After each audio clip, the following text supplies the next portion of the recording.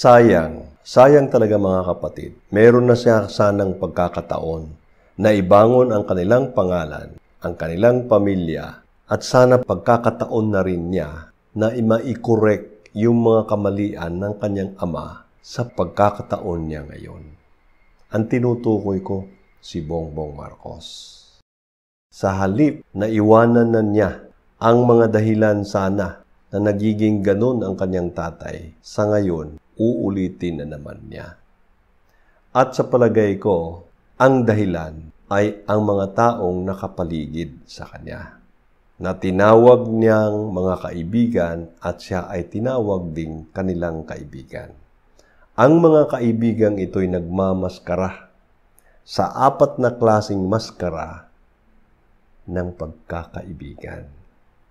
At kung hindi siya magising nito, hindi niya ma-realize ito, magbubulag-bulagan siya o kaya nabulag talaga siya, ito ang magiging dahilan na naman ng pagbagsak lalo ng kanilang pangalan, pamilya nila. At ito'y magiging bahagi ng history ng ating bansa na ang mga Marcos ay ganito kasama. Ang mga Marcos ang nagiging dahilan kung bakit ang Pilipinas ay ganito kahirap ngayon. Kaya tingnan natin ang 4 na maskara ng pagkakaibigang ating pag-aralan ngayon, mga kapatid. Ang una, yung sweet talker, yung mabulaklakin, matamis magsalita. Ito yung mga taong marami ang kabig, konti lang ang ibibigay. Ito rin yung mga taong gumagawa dahil sa takot. Ito rin yung mga taong nakikipag-alyado para sa kanilang advantage, hindi dahil mahal nila si Bongbong Marcos. Advantage lamang. Advantage dahil siya ang presidente, siya ngayon ang mag-i-execute sa kanilang mga plano na sila rin ang makikinabang. At ito si Bongbong Marcos, tamang-tama talaga ang kanyang katangian. Siya yung klaseng taong generous and tolerating. Ito yung klaseng taong pinapasukan ng mga klaseng taong ganito. Ito yung mga taong magaling manguto. Ay, Mr. President, ang galing mo. Mr. President, maganda ito mga plano mo. Mr. President, alam mo kung gawin natin ito? Ganito ang mangyayari sa atin. Pero ang lahat ng yan ay inuuto lamang siya dahil meron silang gustong kabigin para lamang sa kanila. Kaya gagamitin siya para sa advantage nitong mga taong ito. Sasabihin pa nila, pagtiwalaan mo kami, ibigay mo yung pagkakatiwala sa amin, magagawa natin ito.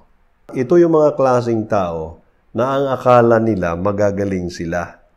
Kaya hindi nila alam, sarili nila, niloloko din nila. Pag nabulgar ang mga taong ito, madali ding makalusot ito at wala sa kanila yan. Pangalawang klase ng maskara na sinusuot nitong mga kaibigan ni Bongbong Marcos.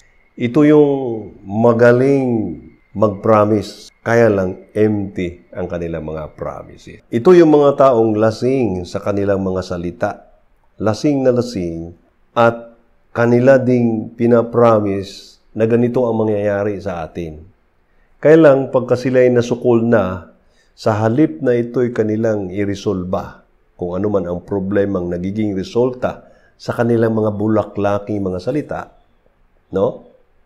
Ang gagawin nila, gagawa ng solusyon sa pamamagitan ng paggawa naman ng mga aksyon na magdadaglag lamang sa problema dahil ito'y manggagaling naman sa kanilang mga promises. Ganitong gawin natin. Kasi ganitong makukuha natin.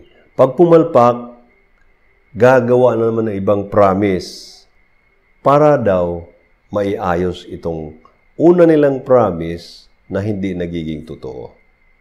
Ganyan ang mga empty promiser. Nagpa-promise pero walang magiging katotohanan. Ang pangatlo, itong medyo matindi, no? Yung sikretong kaaway. Delikado ang mga taong ito. Kasi hindi nagiging delikado ang kalagayan dahil sa kanilang pinapakita, kung hindi delikado ang kalagayan dahil sa kanilang tinatago. At marami dyan sa ating Kongreso. Kongreso talaga ang matindin dito. Sa Senado, hindi pa masyado. Marami din sa kanila dyan na pag nakita nila na successful, halimbawa ikaw, si Bongbong o si Sara, successful, ayaw nila na ito. Kaya gagawa ito ng paraan, napakapino, subtle masyado ito. Kunwari, magbibigay ng advice na ganito ang tama. Yung pala, sadya nilang ginawa ito upang ikaw, in the end, babagsak din. Si Sara nagiging biktima nito. Alam ninyo, binigyan ng pondo, binigyan ng ganito, yung pala, ito ay para sa kanyang pagbagsak. Kaya ito yung mga delikadong mga klaseng mga kaibigan.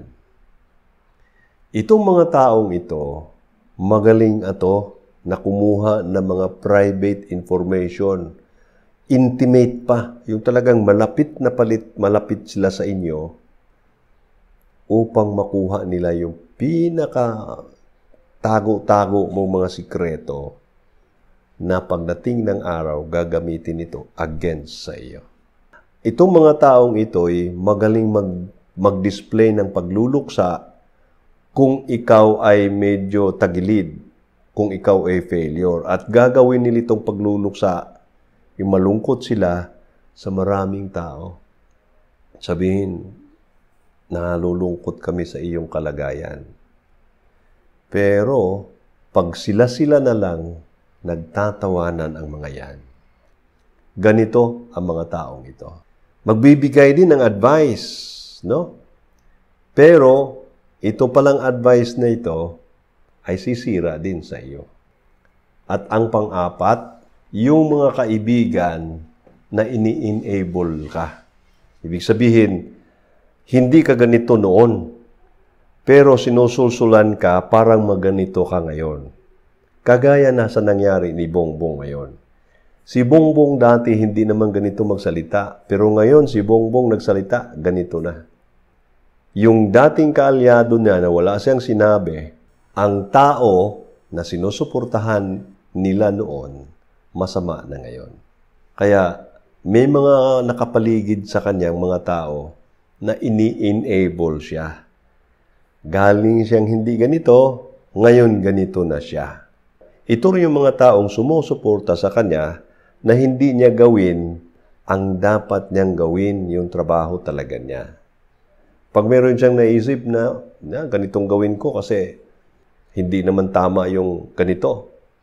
Pero alam, no, ng mga kaibigang ito, kuno, na mali yun. Kailan sasabihin nila sa kanya, Mr. President, okay yan. Kaya ganito ngayon si Marcos. Kaya kung ganito mangyari sa kanya ngayon, posible talaga, malaki ang possibility that history will repeat. Kung ano ang nangyari sa kanya tatay, mangyayari uli sa kanya ngayon. At marami ding nag-predict nito. Sinabihan nga ako minsan na narinig na rin din niya ito sa akin yata at saka sa iba. Kaya lang, ito ngayon, ina-itemize natin ang isang dahilan, no? Which is yung mga taong nakapaligid sa kanya. Kaya kay Sara, ganun din dapat ang i-advise natin, ano? Na magbantay siya sa ganitong klaseng apat na mga kaibigan.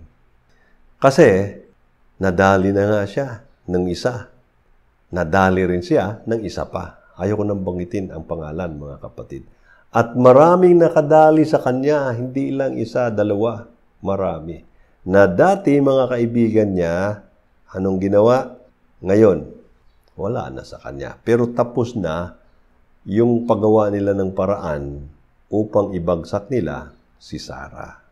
Kaya kay Bongbong ang panawagan sa lahat ng mga supporters ni Bongbong. Gisingin niyo siya. Kasi tingin ko nakatulog na talaga siya sa sulsul ng mga taong ito. sabihan ninyo, Mr. President, ang tamang kasama mo talaga ay isang grupo na ito. Hindi dapat ang mga yan. Kasi ang mga iyan ay refleksyon ng mga taong sumuporta ng iyong ama noon. Magkamal-kamal lamang sila ng pera, kukunin nila, at pabayaan kanila. Tingnan ninyo, alalahanin ninyo, ano bang nangyari kay President Marcos? Si Enrile, sino pa yung iba? Di ba iniwanan siya? Si Enrile nagkapera dyan sa UCPB. Nagkapera yung iba, mga cronies nila. Pero nung time na nilusob na ng Amerika, dahil ang Amerika sinabutahe tayo, ang administration ni Marcos, masama din naman kasi ang administration niya. Anong nangyari? Walang ni isa sa kanilang tumulong. Iniwan siya at mag-isa, kinuha ng helicopter at nilagay sa isang bansa na doon siya talaga'y kawawang-kawawa. Maatim nyo ba na yung taong mahal ninyo dahil mga supporter kayo, paglalaruan lang ng mga taong nakapaligid sa kanya? Kayo din. Kung ganyan pa rin ang kaisipan ninyo. Itong pagsasalita akong ito'y bilang isang mamamayang Pilipino, Kristiyano, at ama, at bilang siya ay sa aking kapwa-tao. Kawawa ang taong ito. Pagdating ang araw, sisipain lang talaga ito. Yung mga sulsul na mga kaibigan niya, mga taong nakapaligid sa kanya, umepekto na ngayon sa kanya. Ang hindi niya alam, ang lahat ng sisi mapupunta sa kanya in the end.